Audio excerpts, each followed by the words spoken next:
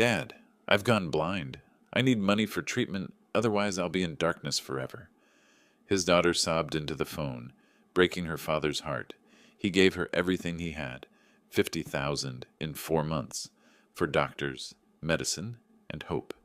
But then he saw her laughing, sending a mocking text message. It's easier to fool an old man than a child. She had never been blind. When she realized that I had figured her out, her smile disappeared. Before we continue, please subscribe to the channel and write in the comments what time it is where you are now. The phone shattered my evening like a brick through glass. I'd been sitting in my home office in Scottsdale, leather chair creaking as I leaned back to review the final settlement documents from the pharmacy sale. February in Arizona meant cool evenings, the kind where you could leave windows cracked and feel almost virtuous about not running the heat. Numbers swam across the page, projections, investment allocations, the comfortable mathematics of a well-planned retirement. 62 years old, and I'd finally done it. Built something, sold it, walked away clean. Then Jennifer's name lit up my phone screen. Dad? Her voice came out strangled, barely recognizable. Dad, I need you. I sat forward, documents forgotten. What's wrong? I can't see you. The words tumbled out in a rush, panic making them run together. I woke up 3 days ago and everything was gray, and now... nothing. The doctors say there's a chance, but we have to act fast. My chest constricted. What do you mean you can't see me? Jennifer, slow down. I'm blind, Dad. Progressive retinal deterioration. They did tests, scans, everything. I can't see anything. The room tilted slightly. I gripped the desk edge, forcing myself to breathe. Why didn't you call me sooner? 3 days. A pause, filled with her ragged breathing. Then Kevin's voice in the background, smooth and measured. We didn't want to worry you until we knew more. But the specialist says this experimental treatment has an 80% success rate if we start immediately. I need to come over. I was already standing, reaching for my keys. I'm leaving now. Okay, Jennifer's voice cracked. Okay, Dad, please hurry. 20 minutes later, I pulled into the parking lot of their Tempe apartment complex. My hands trembled as I locked the car. The drive down the 101 and across the Tubaltus had been a blur of streetlights and replaying her words. Progressive retinal deterioration. Blind. 3 days. How does someone lose their vision in 3 days? Kevin answered the door. He'd always been well-dressed, even at home. Tonight was no exception. Pressed slacks, button-down shirt with sleeves rolled to the elbows. The picture of a concerned husband managing a crisis. Simon, thank you for coming so quickly. He stepped aside, gesturing toward the living room. She's been asking for you. Jennifer sat on their couch, absolutely still. Her eyes were open but unfocused, staring at nothing. When she heard my footsteps, her head turned slightly, not quite in the right direction. Dad? I'm here, sweetheart. I moved closer, watching her track my voice rather than my movement. Her hand lifted, reaching toward empty air about 2 feet to my left. The gesture broke something in my chest. I crossed the distance and took her hand. Only when I touched her did her fingers close around mine, desperate and trembling. I'm so scared. Tears tracked down her cheeks. I don't want to live in darkness. Please, I know it's a lot of money, but I can't see any other way. I knelt beside the couch, still holding her hand. This was my daughter, my only child. I'd walked her down the aisle twice now, first to that disaster Michael, then to Kevin last year. I'd taught her to ride a bike, helped her through college, watched her build a career in marketing, and now she sat here, 34 years old, staring at nothing. Tell me everything, I said. Kevin settled into the armchair across from us, pulling a folder from the coffee table. The condition is rare but treatable. There's an experimental procedure, retinal cell regeneration therapy. It's not covered by insurance because it's still considered investigational, but the success rate is remarkable. He opened the folder, spreading papers across the table. I saw medical letterhead, dense paragraphs of clinical terminology, frightening words like irreversible and progressive degeneration. How much? I asked. 15,000 for the initial treatment series. Kevin's voice remained carefully neutral, not pushing, just presenting facts. They need to start within the week. Every day we delay, the damage becomes more permanent. Jennifer's hand tightened on mine. Dad, Kevin and I have been bleeding money on specialists and tests for months. We're maxed out. If you can't help, just tell me now, so I know. Her voice broke. So I know I'll be living in darkness forever. The guilt hit like a physical blow. She was my daughter, and she was asking for help. What kind of father would I be if I refused? You're my daughter, I said, voice steady despite the roiling in my gut. I'll write the check tomorrow morning. She turned her face toward me, still not quite the right angle, and fresh tears spilled over. Thank you. Thank you so much. I stayed another 30 minutes, watching her navigate her own apartment like it was foreign territory. One hand trailed along the wall as Kevin guided her to the bathroom. She moved with exaggerated care, each step tentative.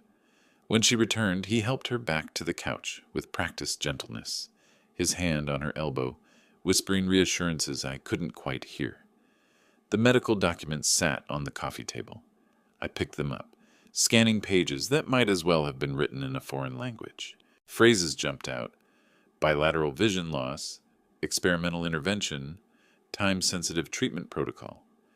Before I left, I reached out to squeeze Jennifer's shoulder. She didn't react until I touched her. Then she covered my hand with both of hers. I love you, Dad. I love you too, sweetheart. I'll be back tomorrow. The drive home felt longer than the drive there.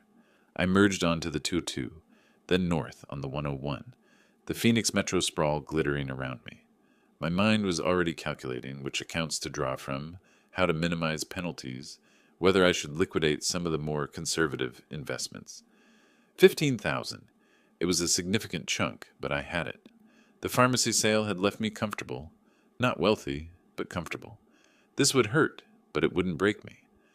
My phone buzzed as I pulled into my driveway, a text from Jennifer. Thank you, Dad. I don't know what I'd do without you.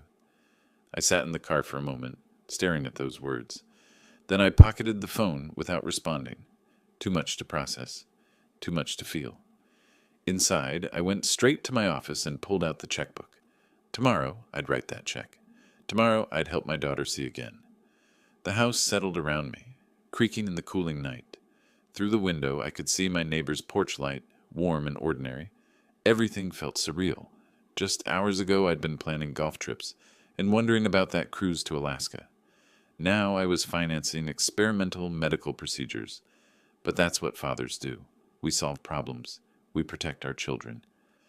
I closed the checkbook and turned off the desk lamp. Tomorrow would be soon enough. Morning light cut through my office blinds in sharp geometric patterns. I'd been awake since 5, unable to sleep past the anxiety churning in my stomach. Now, at 8:30, I sat at my desk with the checkbook open, pen poised above the blank line. $15,000. I wrote it out in careful script, then again in numbers. The pen felt heavier than it should. In the memo line, I wrote medical treatment and dated it February 12th, 2025. My account balance, visible on the online banking screen beside me, showed the comfortable cushion I'd built over 40 years of careful planning. This would take a bite, but I'd recover. I tore the check free and folded it into my wallet. The drive to Tempe felt different in daylight. Traffic was lighter, the morning sun making everything look cleaner, more hopeful. Maybe this would work. Maybe in a few weeks Jennifer would call me with good news. Her vision restored, this whole nightmare over. Kevin answered the door again. Simon, come in. Jennifer's resting, but she's been anxious to know if you were coming. Of course I came. I stepped inside, noticing the apartment looked more cluttered than last night. Medical pamphlets scattered across the coffee table, a pill organizer on the kitchen counter, empty tea mugs suggesting a sleepless night for them too. Jennifer emerged from the hallway, one hand brushing the wall, moving with that same tentative care. She wore sweatpants and an oversized shirt, her hair pulled back in a messy ponytail, the image of vulnerability. Dad? She turned her head, not quite toward me. Right here. I crossed to her, touching her arm so she'd know where I stood. Her hands found mine, and I pressed the check into her palm. She ran her fingers over it, feeling the paper. It's 15,000, Kevin said quietly, moving to stand beside her. Simon, I can't tell you how much this means. We'll get her into the clinic today. Jennifer's face crumpled with relief. Thank you, Dad. Thank you so much. I stayed for coffee, listening to Kevin outline the treatment schedule with the confidence of someone who'd researched everything thoroughly.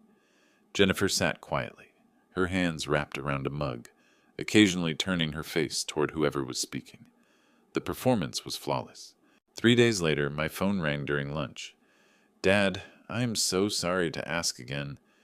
Jennifer's voice carried that same desperate edge. "But they need to run additional tests before the next treatment phase. It's $3,500. The insurance company is fighting us on every claim." I set down my sandwich, appetite vanishing. "Jennifer, we just paid $15,000. "I know." She sounded close to tears.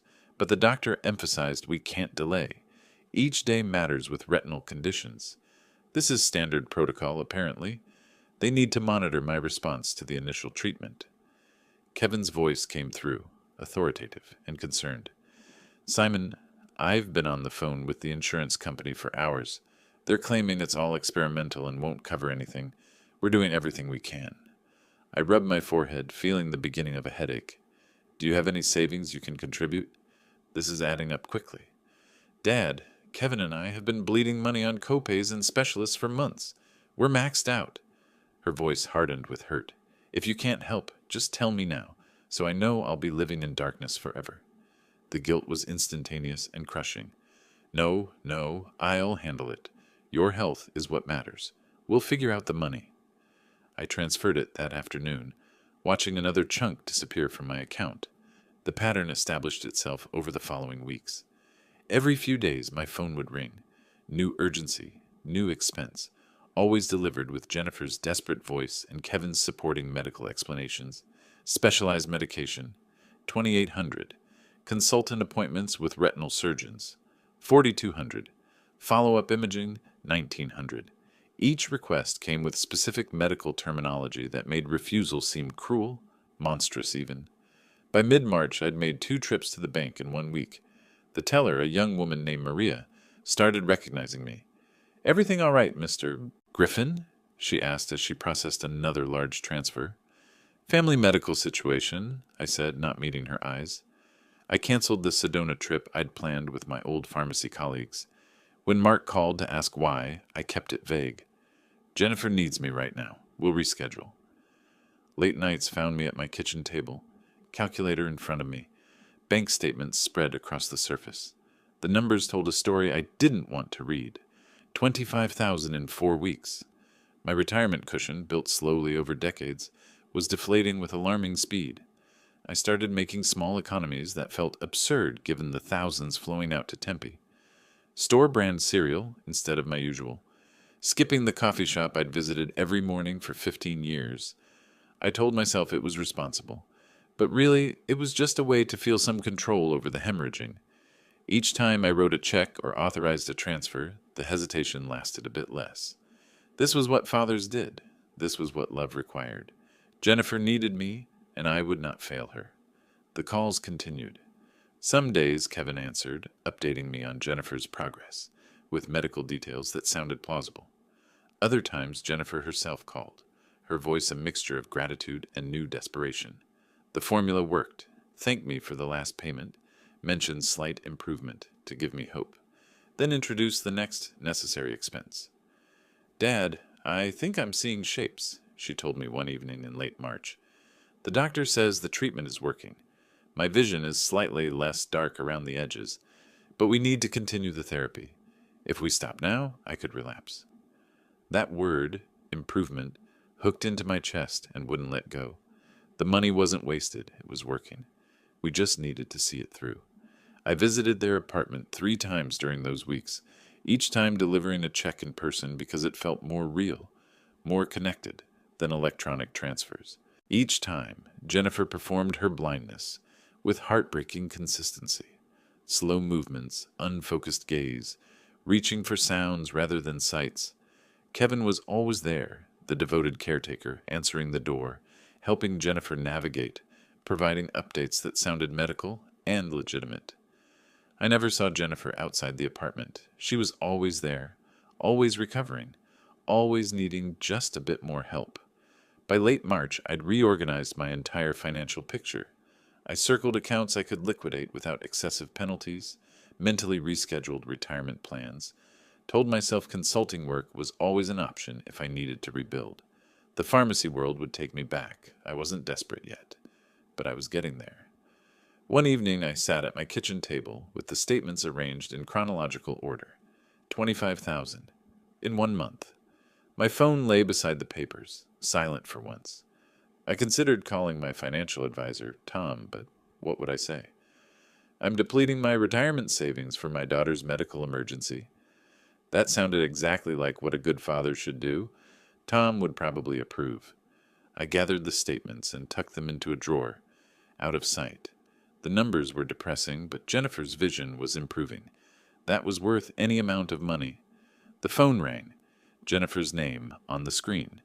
I took a breath, squared my shoulders, and answered with a voice that sounded more steady than I felt. Hi, sweetheart.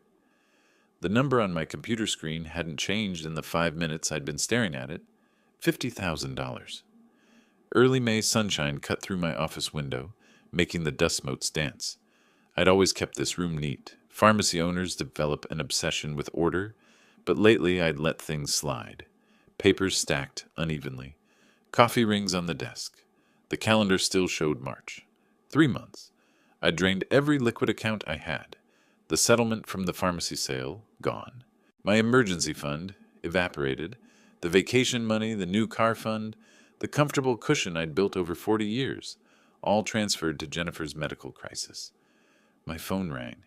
Jennifer's name appeared, and something in my chest tightened. Hey, sweetheart, I said, keeping my voice light.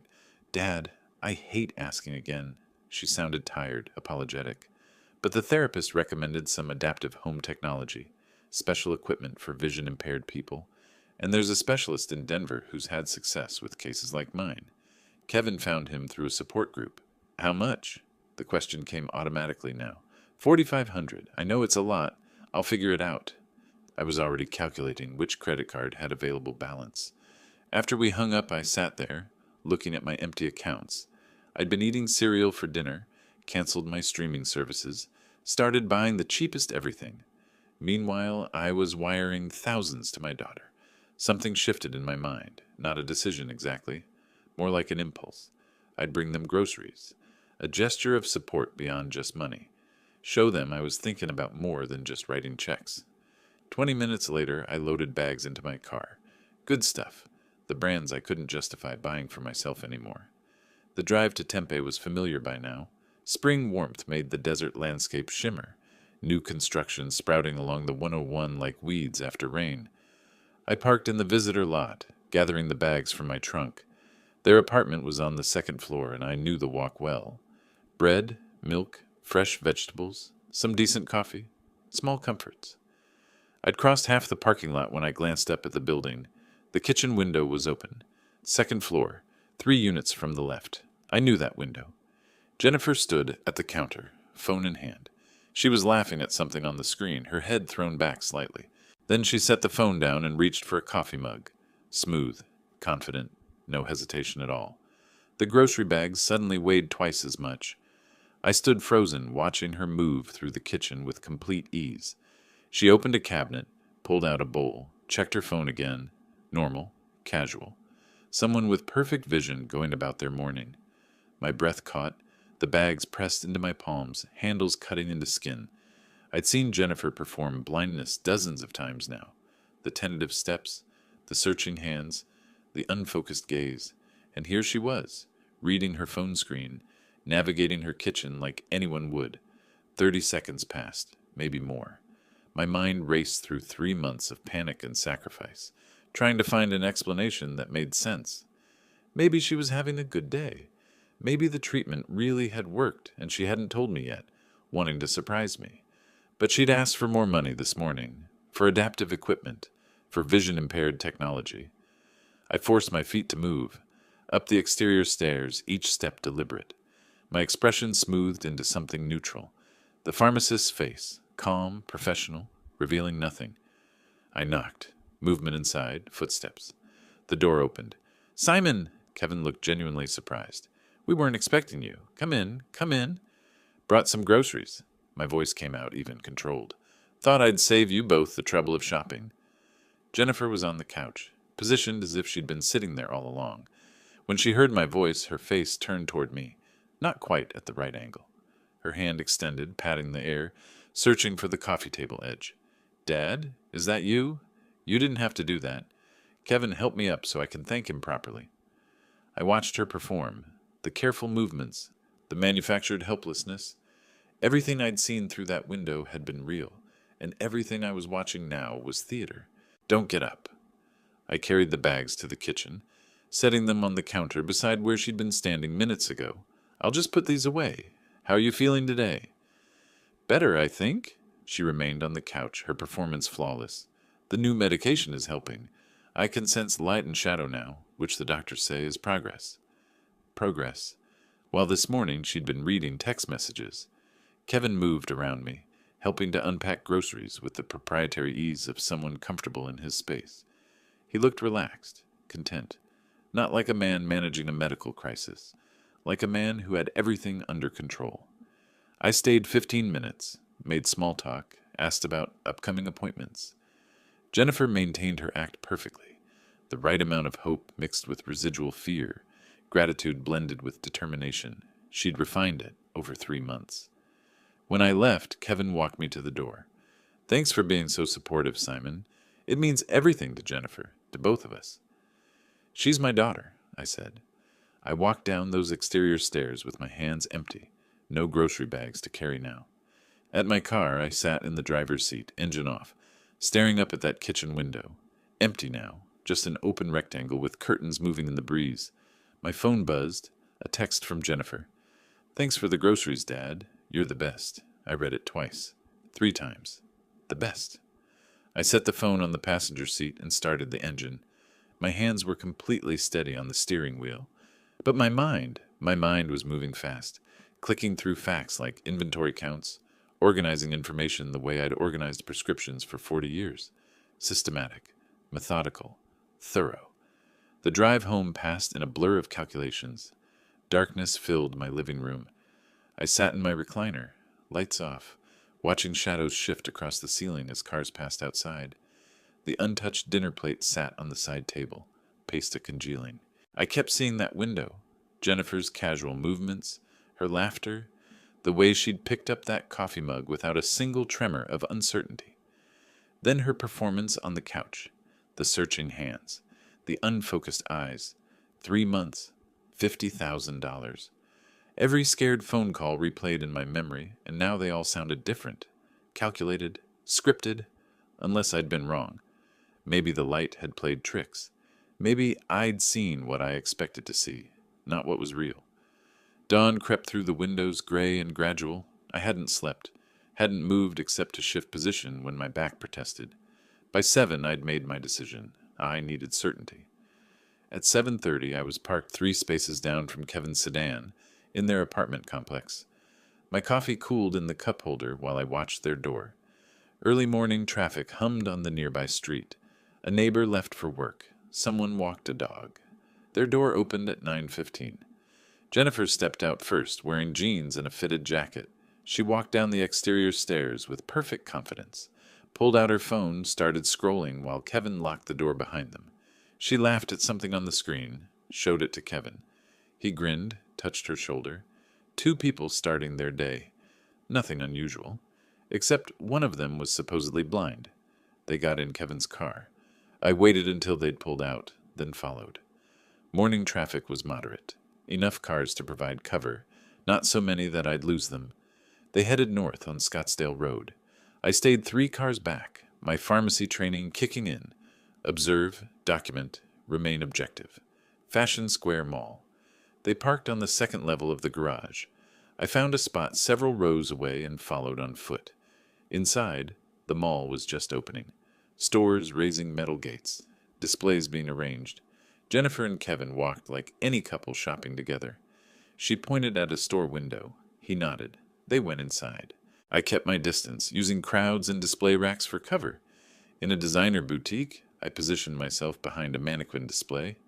Jennifer held up a leather handbag, turned it over, examined the stitching detail with her face inches from the seam.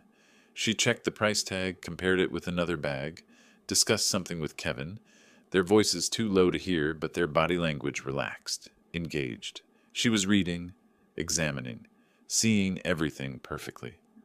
My hands were steady as I pulled out my phone and took photos. Jennifer looking at her phone screen. Jennifer comparing price tags. Jennifer making direct eye contact with a sales clerk. Evidence, documentation, facts. They left the boutique empty-handed, wandered through the mall another 30 minutes, then headed back to their car. I let them leave first, then sat in my car in the parking garage for a long time. The photos were clear, undeniable. My daughter had lied to me about being blind. She'd performed a medical crisis. She'd extracted $50,000. The question now was why. Evening, I drove back to their apartment for the third time in 2 days, an orange juice container from my fridge providing the excuse. Kevin answered the door, relaxed and unsuspecting. You didn't have to make another trip. We could have picked some up. Just wanted to make sure you had everything. I stepped inside. Jennifer called from the kitchen, maintaining her performance. Dad? Again? You're spoiling us. I'm just making tea. Want some? No thanks. I can't stay. I moved toward the coffee table. Her phone lay face up, the screen lit with a notification. I stopped beside it, angled my body so Kevin couldn't see my hands, and pulled out my phone. Opened the camera, pointed, clicked. The text message was partially visible on her lock screen. From someone named Bethany. Easier than fooling a child. Just a bit more and we can pay off Kev's debts. I photographed it in under 10 seconds. Dad? What are you doing? Jennifer stood in the kitchen doorway, tea mug in hand. Her voice had changed. Sharper, uncertain. She wasn't performing anymore. I straightened, phone back in my pocket. Just checking if I left my reading glasses here yesterday. But something in my tone must have shifted. Or maybe it was where I'd been standing. Or maybe, after 3 months of successful lying, she'd developed instincts for when the game was threatened. Her smile vanished. She glanced at Kevin, a flicker of panic crossing her face. We stood there, frozen in tableau. Jennifer in the doorway, Kevin turning from the kitchen sink, sensing tension. Me by the coffee table, evidence secure. You can see. The words came out quietly. Not a question, not an accusation, just a statement of fact. Jennifer's mouth opened, closed. She looked at Kevin again, something passing between them. Then her face rearranged itself, calculation replacing shock. Dad, I don't know what you're talking about. I've been practicing moving around without help, that's all. The therapy is working. I'm getting better. Better? I tasted the word. You're getting better. Yes. The doctor said, I saw you this morning. Silence dropped like a curtain. At the mall, I continued, my voice still quiet, still steady. I watched you read price tags, examine merchandise, look at your phone. You're not getting better, Jennifer. You were never blind. Kevin moved first. Simon, I think you're confused. The stress of everything. I have photos. That stopped him. Jennifer's performance shattered completely. The searching gestures gone. The unfocused gaze vanished. She looked at me directly, clearly, and I saw something in her expression I'd never seen before. Not fear, not guilt. Calculation. Cold and sharp. How long have you known? She asked. Long enough. She set the tea mug down carefully on the kitchen counter. When she spoke again, her voice was different, harder, older. So what now? You're going to make a scene? Tell everyone? You gave that money willingly, Dad. Every check, every transfer. No one forced you. No. I moved toward the door. No one forced me. Then what are you going to do? I paused with my hand on the doorknob, looked at my daughter, really looked at her. She stood there, fully sighted, fully capable, and completely unrepentant. I'm going to think, I said. Then I walked out, closing the door firmly behind me, the evidence secure in my phone, my mind already 3 steps ahead. The silence in that apartment stretched like wire pulled taut. Jennifer stood frozen in the kitchen doorway, tea mug forgotten. Kevin had turned from the sink, confusion shifting to wariness. My phone sat heavy in my pocket, the incriminating text message captured forever. I pulled it out, held it up so they could both see the screen. I have a photograph of your text message. My voice came out level, almost conversational. The one about tricking the old man, about Kevin's debts. Would you like to explain that? Jennifer's face cycled through emotions in rapid succession. Shock, panic, calculation, Then she crumbled. Tears spilled down her cheeks, her whole body seeming to collapse inward. "Dad, you don't understand." Her voice broke beautifully, years of practice making it perfect. "Kevin was in trouble and I panicked. I was going to tell you everything and pay you back. Please, you have to understand." I watched her performance with new eyes, saw the mechanics of it, the timing of the tears, the pitch of her voice, the reaching gesture toward me. All calculated, all designed to manipulate. "You went through her phone?" Kevin stepped forward, his tone shifting to aggressive. "You invaded our privacy. That's illegal. If you don't apologize right now and promise to never speak of this, you'll never see your daughter again." He was close now, trying to use his size to intimidate. I didn't move, just looked at him, really looked at him. A man drowning in debt who'd found an easy mark, who'd convinced my daughter to help him steal from her own father. "You'll get what you deserve," I said quietly, "both of you." Jennifer reached for my arm, that old familiar gesture that used to make me feel needed, protective. I stepped back. The physical withdrawal made something in her face change, desperation giving way to anger. "Dad, please." I walked past her, out the door, down those exterior stairs. My car was where I'd left it. I got in, started the engine, and drove home in complete silence. No radio, no music, just the sound of my own breathing and the hum of tires on asphalt. At home, I spread every bank statement across my dining table, found a legal pad, started writing. February 15th, 2025. Phone call. Jennifer claims sudden blindness. February 16th. First check, $15,000, experimental treatment. February 19th. Additional tests, $3,500. The list went on, and on. $50,000 in 12 entries, each one documented, each one obtained through lies. I worked past midnight, building a timeline, organizing receipts, printing emails. My pharmacist's mind took over, methodical, systematic, thorough.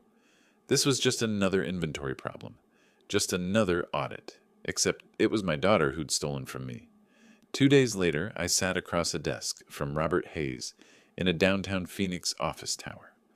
Late morning sunlight slanted through floor-to-ceiling windows. Hayes was in his early 50s, graying at the temples, wearing a suit that spoke of success without ostentation. I'd found him through careful research, top-rated for civil fraud cases, experience with elder financial abuse, reputation for thoroughness. "Can I get my money back?" I asked, after laying out the basic facts. Hayes leaned back in his leather chair, fingers steepled. "Civil fraud is actionable in Arizona, but you need documentation, proof the money was obtained through deliberate false representation. Can you get that?" "I have photos of her shopping, reading, driving. I have a text message admitting the deception." "That's a good start." Hayes pulled a legal pad closer. "But we need more. Surveillance documentation showing pattern of behavior. Evidence the disability claim was fabricated from the beginning. Background on motive. You mentioned debts?" "Kevin Morrison, her husband. The text mentions his debts." "We'll need financial records there, too." Hayes made notes. "I know an investigator. Former police, very thorough. She can document everything we need for court. It'll take about 2 weeks. Cost around $3,000. I thought about my depleted accounts, the credit card I'd used for groceries. $3,000 more. "Do it." Hayes made a call. 20 minutes later, I had an appointment for that afternoon. Patricia Miller met me at a coffee shop near Hayes' office. She was mid-40s, no-nonsense demeanor, notepad already open when I arrived. "Mr. Griffin," she shook my hand firmly. "Robert explained the basics. I need details. Your daughter's routines, schedule, usual locations." It felt surreal, providing surveillance intelligence on Jennifer, but I walked through everything I knew. "Does she drive?" "Yes, Alexis, silver." "Work schedule?" "Marketing consultant, home office mostly, but client meetings throughout the week." "Gym?" "Regular activities?" "Yoga. Thursday mornings. There's a studio on Mill Avenue." Patricia wrote steadily, her pen moving in efficient strokes. When I finished, she closed the notepad and met my eyes directly. 2 weeks. I'll have everything you need." She stood, extended her hand again. I shook it, and for the first time since seeing Jennifer through that window, I felt something shift. Not hope for reconciliation. That was gone. But hope for something else. Justice. The email arrived on a Thursday morning 2 weeks later. Subject line, documentation complete. I clicked the attachment.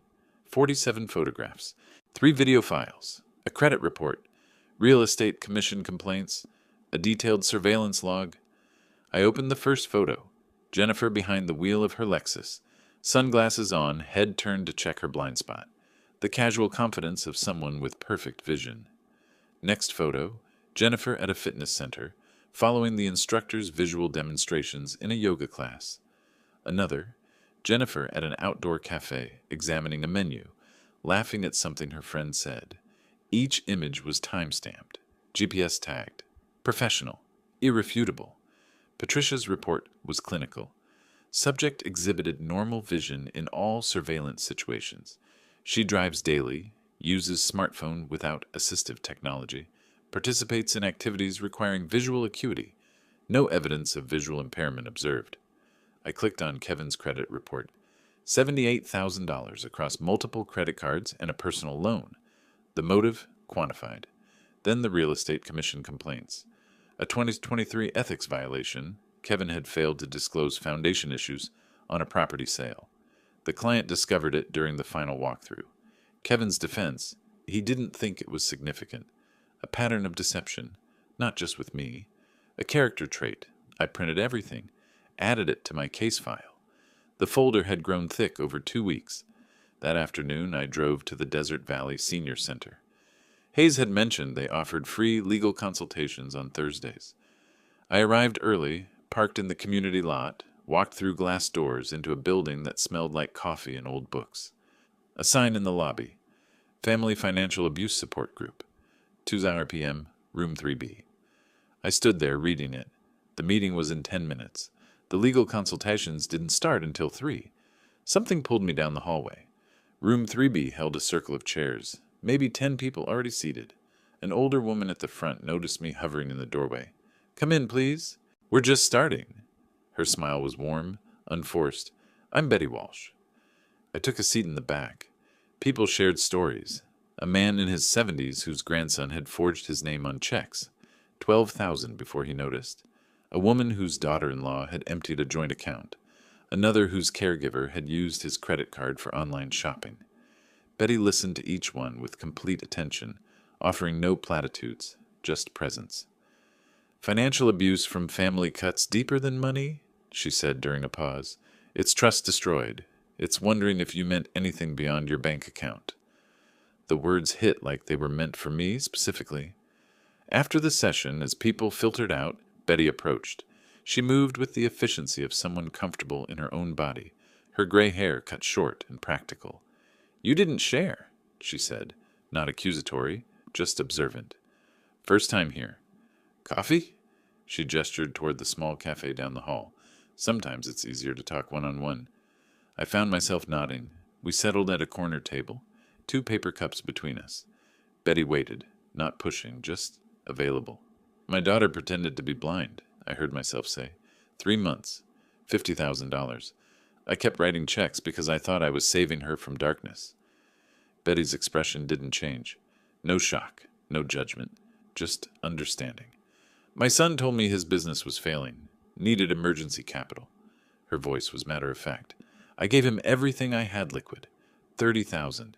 Found out later he spent it on his girlfriend's boutique startup. He wasn't even sorry, just angry I discovered the truth." "When?" 4 years ago." She sipped her coffee. "Took me 2 years to stop checking my bank account 3 times a day. Another year to trust anyone again." "How did you—" I searched for the right words. "How do you get past wanting them to hurt the way they hurt you?"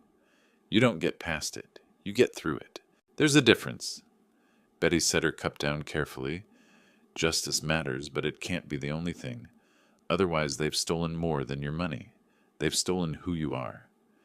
We talked for 90 minutes. I told her about the window, the surveillance, the evidence. She told me about her legal process, her son's partial restitution, the relationship that never fully recovered. She didn't try to fix anything, didn't offer solutions. Just listened, shared, understood. When we finally stood to leave, Betty pulled a business card from her purse, wrote something on the back. "Call if you need to talk. Sometimes it helps to hear from someone who's been there." I looked at the card. her cell number in neat handwriting. "Thank you. You'll get through this, Simon. Different than you expect, maybe. But you will." Driving home, Betty's card sat on the passenger seat. Evening was settling over Phoenix, the sky turning that particular shade of amber that made everything look softer than it was. My phone buzzed. Text from Robert Hayes. "Got your message about evidence. Let's meet Friday to review and discuss filing timeline." I typed back, one-handed at a stoplight. "Friday works." Another buzz. Jennifer's name. I didn't open it, just saw the preview. "Dad, please, can we talk? I want to explain." I set the phone down without responding. There was nothing left to explain. The photos explained everything. The credit report explained everything. That text message, "Tricking the old man is easier than fooling a child," explained everything. Betty's words echoed, "Justice, not revenge."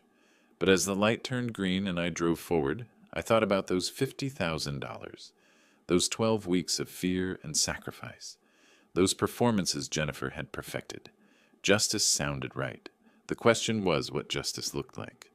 Jennifer's voice filled my kitchen before I'd finished my first coffee. "Dad, how could you do this? You're destroying our family over a misunderstanding." I'd put the phone on speaker to listen to the voicemails. 7 missed calls overnight. 4 messages. I stood by the counter, watching the coffee grow cold, while her voice cycled through emotions with practiced precision. "I was sick. I am sick. The treatment is just working differently than expected. Please call me back. Please." The next message was angrier. Accusations about trust, about abandoning her, about being cruel. The third one returned to tears. The fourth blamed me for her stress, for making her condition worse. I saved each one. Potential evidence of continued manipulation. The calls kept coming throughout the day. I stopped answering after the 7th, blocked her number, went back to organizing documents. Evening brought Kevin's call. I answered this one, curious what strategy he'd choose. "Listen carefully, Simon." His voice was tight, controlled aggression. "We have an attorney now. Your accusations are defamation.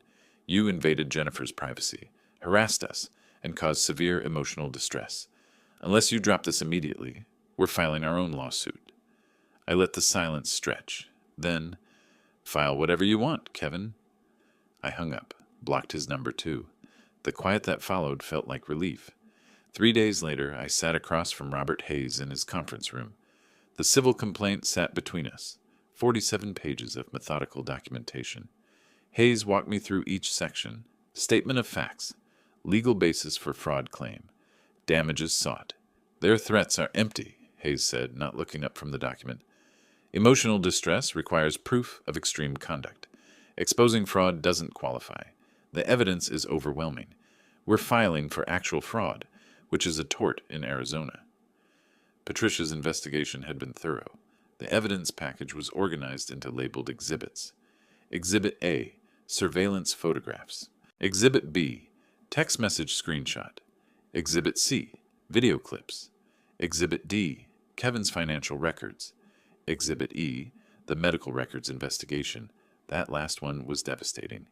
Hayes's investigator had contacted the clinic Jennifer claimed was treating her. The administrator's response had been clear. No patient records for Jennifer Griffin. No appointments. No examinations. No billing. She'd never walked through their doors. The entire medical crisis had been fabricated from the beginning. "What happens after we file?" I asked. "They'll be served within a week. They have 20 days to respond. Given the evidence, I expect their attorney will recommend settlement. But we'll see." I initialed each section of the complaint, signed the final authorization. Hayes's assistant prepared the filing package with efficient movements. Complaint, exhibits, civil cover sheet, summons. She submitted it electronically while we watched. The confirmation came through within minutes. Case number CV-25051847, Griffin v. Griffin and Morrison. It was real now. Official. On record. I drove home through afternoon traffic, feeling something settle in my chest. Not satisfaction exactly, just finality. The decision was made. The machinery was in motion. A week later, on a Tuesday afternoon, the doorbell rang at Jennifer and Kevin's apartment. I wasn't there, but Hayes's process server documented everything. He recounted it to Hayes. who told me over the phone that evening. Kevin answered the door. The process server handed him the papers. Jennifer Griffin and Kevin Morrison, you've been served. Kevin's face apparently drained of color as he read the complaint header. Griffin v. Griffin and Morrison, civil fraud, Maricopa County Superior Court. Jennifer appeared behind him. What is this? Kevin read aloud, voice flat. Plaintiff seeks restitution of $50,000, plus damages for intentional fraud and emotional harm. The process server was already walking away. Jennifer grabbed the papers from Kevin's hands, flipping through pages. The exhibits were all there. Photos of herself driving, shopping, living normally. The screenshot of her own text message about tricking the old man. Her hands shook. Kevin pulled out his phone and started dialing. We need a lawyer. Now. Hayes told me all this with professional satisfaction. The case was filed. They were served. The response deadline was running. Now we waited. Early July heat hit like a wall when I stepped out of my car in the courthouse parking garage. Betty waited by the elevator wearing a simple blue dress, her gray hair catching the fluorescent light. Ready? She asked. As I'll ever be. We rode up together, passed through security, walked corridors that smelled like floor polish and recycled air. Robert Hayes was already at the plaintiff's table when we entered the courtroom, organizing files with methodical precision. Betty took a seat in the gallery behind me. Just knowing she was there helped. Jennifer and Kevin sat at the defense table with their attorney, a man in an expensive suit who looked like he wished he'd taken a different case. Neither of them looked at me. The initial hearing had gone as Hayes predicted. Jennifer's attorney had argued a motion to dismiss, claiming this was a family dispute, not fraud, that I'd voluntarily given money with no expectation of repayment. Hayes had responded with a 2-page evidence summary. The judge denied the motion and set trial for late July. Now, 3 weeks later, we were here. Jury selection took most of the morning. 12 people who would decide whether my daughter had committed fraud. They looked ordinary, tired. One woman kept checking her watch. A man in the back row had kind eyes.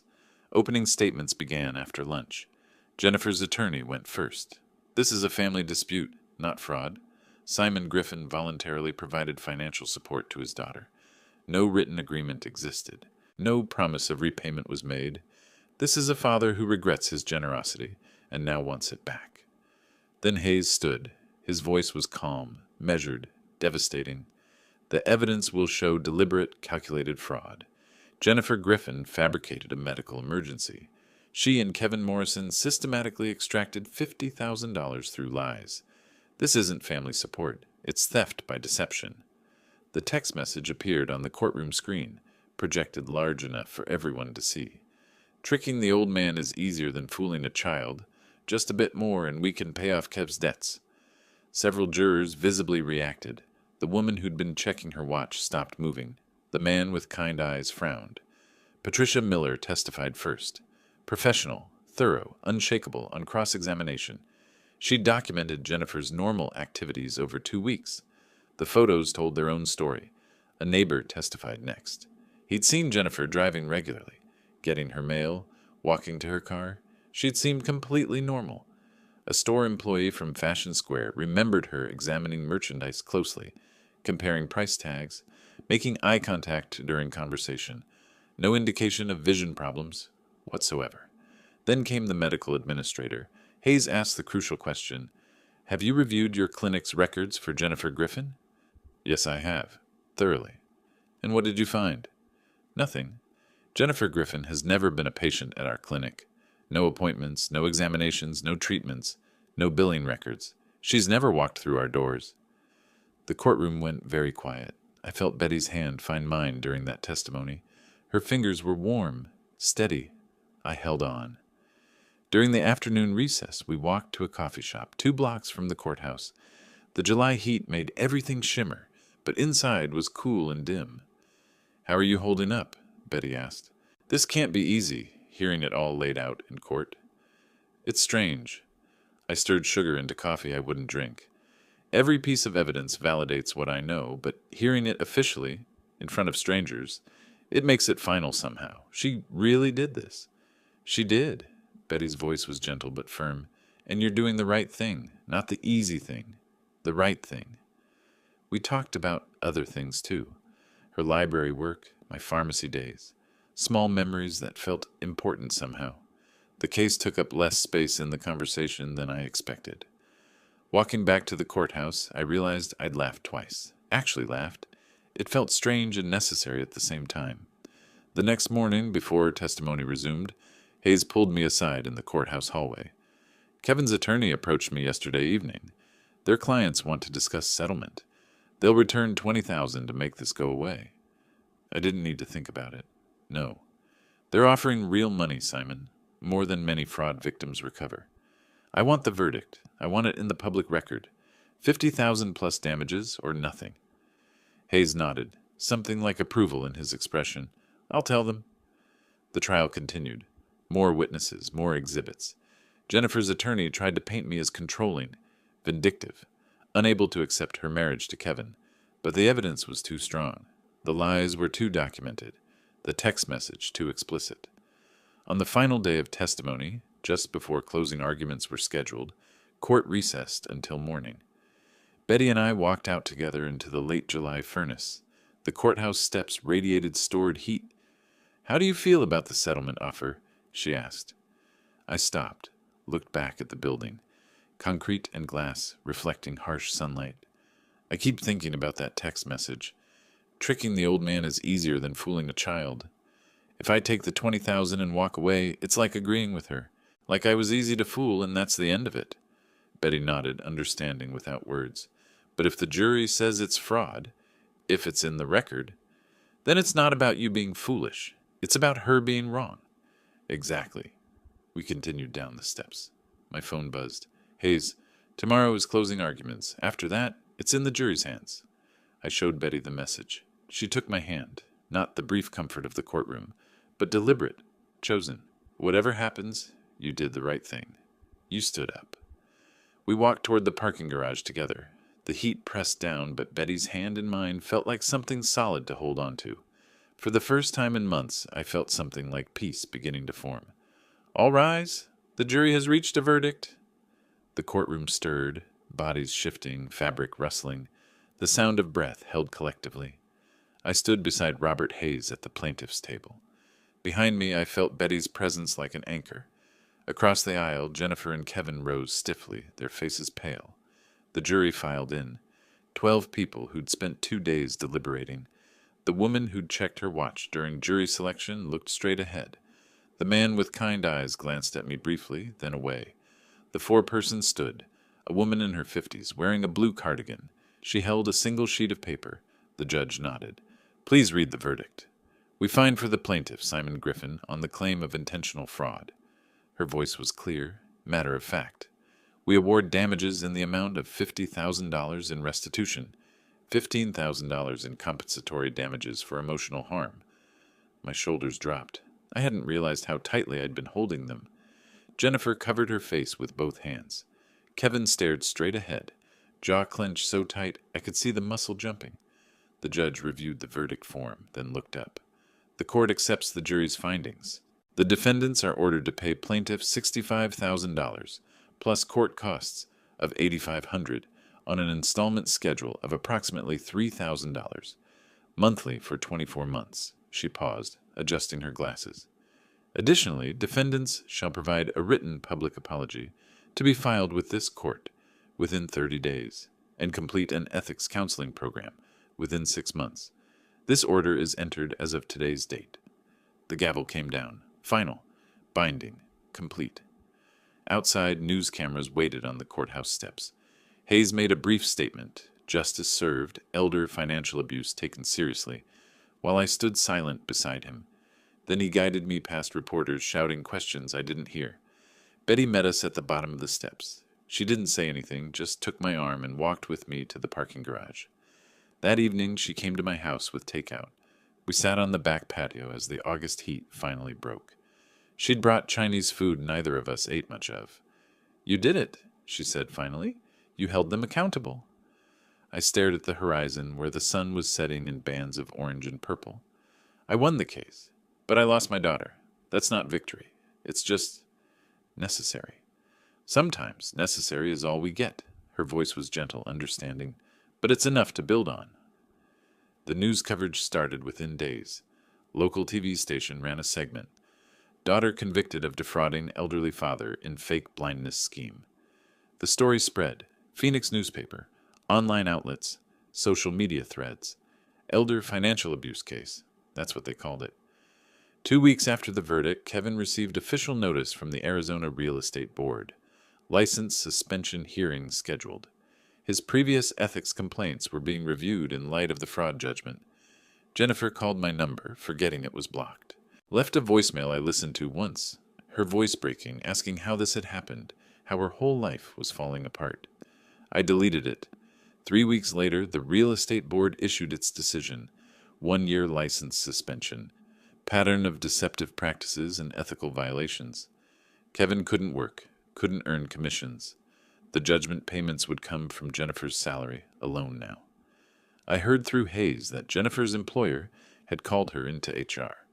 Clients had mentioned seeing the news coverage. She was reassigned from major accounts to internal projects. Effectively demoted. Her professional reputation damaged, perhaps permanently. The consequences cascaded beyond anything I'd anticipated. But I felt no satisfaction in it. Just a hollow sort of completion. Betty and I spent more time together, not discussing the case, just being. She'd come over for dinner. We'd take walks in the evening when the heat subsided, watch old movies, talk about small things that felt important.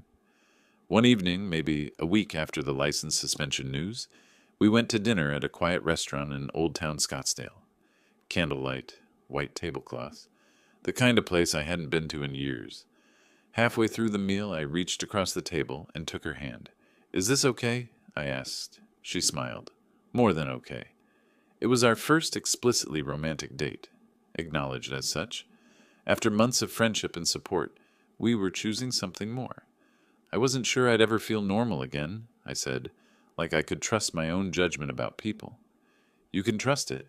You saw the truth when it mattered. That takes courage. The check arrived several weeks later. Certified mail. $3.63 side to 7. First installment of 24. I opened it at my kitchen table. Betty was there making coffee. I held it up. First payment. 23 more to go. She brought 2 mugs to the table, sat across from me. "What will you do with it?" I looked at the check, then at her. Something shifted in my chest. Not revenge, not vindication, just possibility. Something I should have done years ago. I set the check down. "Will you take a trip with me? Somewhere I've always wanted to see." "Where?" "Grand Canyon. I spent 40 years building a business, then selling it, planning retirement. Never went anywhere. Never made time." I met her eyes. "I'm making time now." Betty reached across the table, covered my hand with hers. "When do we leave?" I smiled. Genuinely. Fully. Perhaps the first real smile since this whole nightmare began. "Soon as you're ready." The envelope waited in my mailbox like an accusation. Jennifer's handwriting. I'd recognize it anywhere. The careful loops, the way she dotted her I's with little circles, a habit from middle school that never left. I stood at the mailbox in early September heat, holding the envelope without opening it. First contact since the verdict. 2 months of silence. Broken. Inside, I set it on the kitchen counter. Stared at it. Betty was visiting that afternoon. I'd wait. She arrived at 3, let herself in with the key I'd given her the week before. Found me still staring at that envelope. "From Jennifer?" I said. Betty didn't ask if I'd read it, just started making tea, moving through my kitchen with comfortable familiarity. When the tea was ready, we sat on the couch together. She didn't push, just waited. I opened the envelope, 3 pages, handwritten. I read aloud, my voice steady even when emotion tightened my throat. "Dad, I won't insult you by asking forgiveness. I know what I did. The courtroom, the judgment, seeing it all laid out publicly, it forced me to see myself clearly for the first time. Kevin showed his true self under pressure. I'm filing for divorce. I need to prove to myself I can be better than I was. Maybe someday, years from now, I can prove it to you too." The letter went on. Specific acknowledgments, admissions of manipulation, recognition of harm caused. No excuses. No requests for immediate reconciliation. I set it down when I finished, walked to the kitchen window, stood quiet while Betty waited patiently. "What do you want to do?" she asked finally. "I don't know. Part of me wants to believe her. Part of me thinks this is just another performance. Both can be true." Betty's voice was gentle. "She might mean it now and still fail to follow through. What matters is what you need, not what she needs." 2 days later, over morning coffee, I asked the question that had been circling my mind. "When your son took your money, did you ever forgive him?" Betty considered, stirring sugar she didn't need to stir. "I accepted what happened. I protected myself going forward. We have limited contact now. Is that forgiveness? I don't know. But it's peace, which matters more." That afternoon, I pulled out a note card. Simple. No letterhead. Wrote 6 words. "Time will tell. For now, I'm building a life without deception." Mailed it without ceremony. The following week, Betty and I packed for the Grand Canyon, the trip we'd promised ourselves. I deposited that first restitution check and used a portion to book the lodge. We left Phoenix mid-morning, drove north through Flagstaff, arrived at the South Rim late afternoon. The canyon stretched before us, impossibly vast, layers of rock revealing millions of years in stratified walls. We woke early the next morning to catch sunrise. The sky was still dark when we reached Mather Point, but light was coming. We stood at the railing, watching shadow transform to color as the sun rose. Amber, rose, gold. The canyon walls caught fire with morning light. 42 years, I said quietly. I could have come here any weekend. Betty leaned against the railing beside me. "You're here now. That's what counts." We spent the day hiking along the rim trail, not talking much, just walking, looking, being present. The canyon put things in perspective. Problems that felt enormous looked different against geological time. That evening, we returned to Mather Point for sunset. Other tourists gradually left as the air cooled. Soon, we were nearly alone. The sun dropped toward the western rim. Light streamed across the canyon, brilliant and brief. Betty's hand found mine. "I spent so long thinking about what they took from me," I said, "but standing here, I see what I got back. My ability to trust my own judgment, my willingness to stand up for myself, and," I glanced at her, "the chance to build something real with someone who sees me clearly." "You did that yourself." Betty squeezed my hand. "I just had the good fortune to be here while you figured it out." The sun touched the horizon. Light and shadow played across ancient rock. I watched it, and for the first time in a year, the tightness in my chest, the one that appeared the night Jennifer called about her blindness, finally released completely. I didn't defeat Jennifer and Kevin.